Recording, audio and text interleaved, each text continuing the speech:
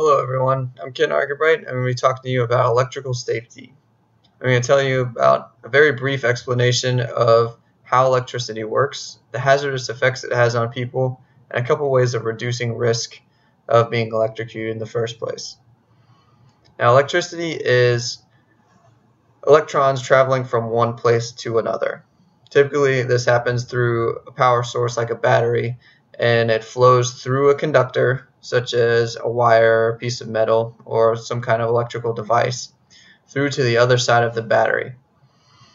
And that loop is called a circuit.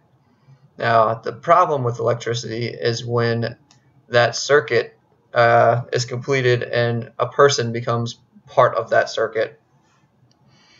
Now, the two basic or big damages that come from electricity with people is shock damage and burn damage. Now, with shock damage, that's basically electricity hijacking your body and the way that it functions. With your muscles, they expand and contract, all due to electrical impulses that come from your brain through your nervous system.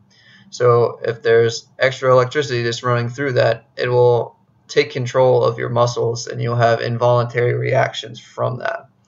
One common one is if you're touching a live wire, it will cause you to grip it and hold on to it and not be able to let go because it's controlling your hand, not you, which is kind of scary because the one thing you want to do is let go. If you're lucky, you might have an electrical impulse hit a different muscle or a group of muscles that will throw you off, but that's not very likely. So you want to be careful around those. And if you think about it, there's a couple muscles that you don't want to lose control of, one of which being your diaphragm. That's the muscle that expands and contracts your lungs. And so if you can't control that, you can't breathe. And also a big one is your heart. If you don't have a heartbeat and your heart isn't pumping blood through your body, you won't have oxygen in your brain or other parts of your body. So this can get pretty scary pretty fast. Now, on the burn side of things, there are three different types of burns. There's electrical burns, where the electrical current flows through your tissue or your bones and heats those up and burns them through that. There's arc or flash burns, which is when electricity flows through the air and heats up the air around you and burns you that way.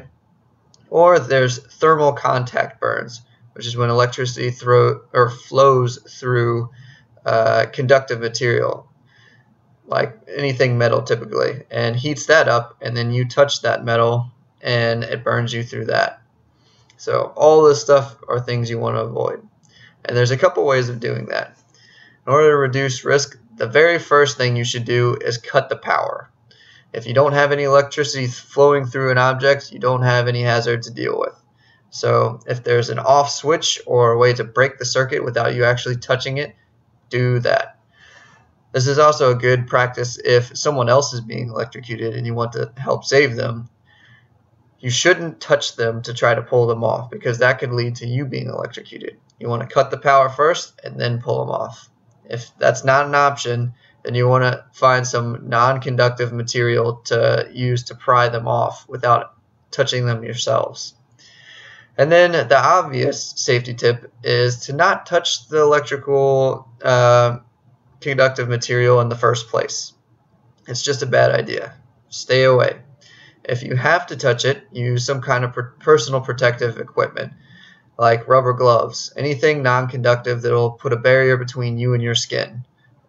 And then finally, don't wear any metal jewelry around electrically active circuits and whatnot, because that'll just be pretty much asking for thermal contact burns. Electricity will want to go through that metal jewelry and it'll heat it up, and you're going to have a burn mark in the shape of whatever you were wearing just then. Now, that pretty much concludes what I have to say. I covered how electricity works, a couple of different hazards from electricity, and different ways of reducing the risk of being electrocuted. I'll end with a powerful quote that a wise man once told me: "With great power comes great electricity." Or is it responsibility? Either way, be responsible. Don't get electrocuted.